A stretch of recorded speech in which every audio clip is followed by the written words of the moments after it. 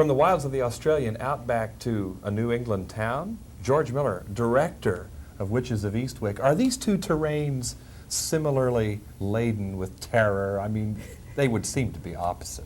In a crazy sort of way, they were completely different ball games, but one is flat, full of wind and wild elements. No, actually, I have to say I couldn't imagine a more pleasant place to shoot a film than New England or Massachusetts. We had it was summer last year, and it was Cohasset, which is an extraordinarily beautiful little town, and right up and down the coast of Massachusetts and Boston itself, and it was very, very easy to shoot there. Was it one single town, or did you piece together a composite of the town It was itself? a composite. Well, no, the town was all Cohasset, but all the houses and various places were, and music halls and concert halls and Darryl, or Jack Nicholson's character's house, were all composites of many different places.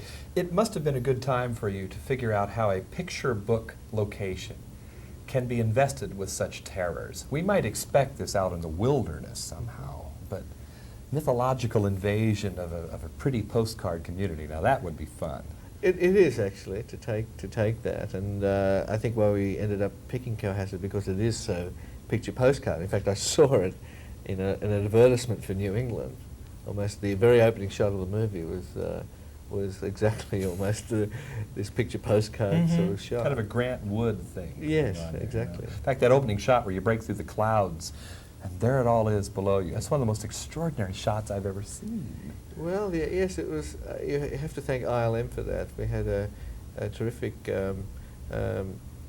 special visual effects supervisor, Mike Owens, and he had to do.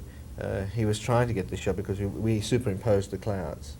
ILM put the clouds in, and he tried for days with a helicopter, but it was never steady. We were never able to get it steady. We never got the right sun, and he got this special mount from Canada, which was had been for military photography, but very extremely steady, and it just happened on the day for the sun to come up for 20 minutes, and he just went down and got the shot. Do you mind the comparison, while we're talking visuals here, of aligning you with a filmmaker like Terry Gilliam? Both of you seem to enjoy extreme angles, foreshortenings, an almost caricatured, cartoon-like look, so the images kind of are bulbous and elongate. What's going on with all of that? Does it just happen, or do you consciously work this out? I don't think you consciously work style. I mean, people talk of style. It's not something you consciously do. But I think what I know that I do consciously is to go for, the only way I can say it is go for a bold style. I mean, never go for a safe angle. Broad strokes. Or yes, go for the broad strokes. I know intuitively I do as much as possible to make the experience as three-dimensional as possible. I could never work. I always thought that moving the camera was like a disease, a compulsive disease, until I recognized that by moving the camera, you're moving the audience in space so that you have a sense, at least subliminally, of a three-dimensional space.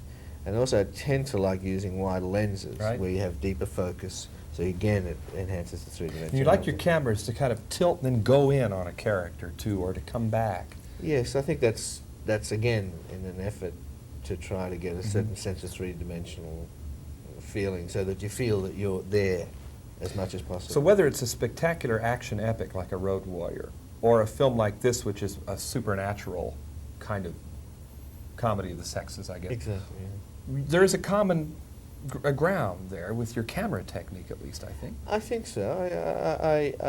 I don't think a director can help it. You should never let that overwhelm the storytelling, and I think as you become more in control of your craft, you're letting the story tell the camera rather than the other way around. About that story, is there a devil at work here in Eastwick? Nicholson's devil seems to be rather befuddled and exploited in turn himself. Very much. I mean, he's an 80s devil. He's not, just like in storytelling or mythology or in religions, we all have different gods from time to time. Therefore, the devil has had different has had different manifestations in our storytelling. What And, special vulnerabilities would an 80s devil have, a male now? well, he's I think the film first and foremost is a, as you said, a comic fable about the battle of the sexes. It's Jack Nicholson's representing the male principal, and the three women are the female principal, as it were. And they just happen to be, in the conceit of the story, he happens to be a devil who wants to come, he wants to, like most 80s males, want to settle down and make a family and quit playing around and try to get some sort of stability in their life. And they're looking for an interesting man to do this with, except the mixture just doesn't work. So he as hard as as try as he might to be a human being, he has to become the devil again and cause all the mischief. So he isn't a very confident devil. And I guess we would expect in a movie featuring three spectacular women that there would be a certain amount of emphasis upon their own costume designing. But I'll tell you, it's Nicholson's costumes that we remember. Now, look at this costume. I mean, could we go in on that shirt? The tie? I mean, George Miller, were you the costumer for Jack Nicholson? No. We had a wonderful costumer called Aggie Rogers. She's done the Star Wars movies and things like that. And but Jack is an acknowledged sort of clothes horse himself. I mean, he's very fashionable. He's got immaculate taste and a very flamboyant taste. So he and Aggie were, working together, were able to get, quite crazy with the clothing. I want to steal just 30 seconds. Beneath this beaming, genial, somewhat Father Christmas-like exterior, there's got to be the soul of a person who loves just scaring the daylights out of people. You even do it here. Oh, yeah, I guess we all have that dark Do you delight in that? I think every filmmaker or storyteller enjoys moving an audience, whether it's to make them laugh or scared or whatever. I think that's what your job is. So it's a tough thing to do, to move an audience, but you try your hardest, and of course you delight in doing it. Indeed. Yeah. Spokesperson for the devil of the 80s. Oh, George Miller, director of Witches, Eastwick. I'm John Tibbetts for KCTV5 in New York City.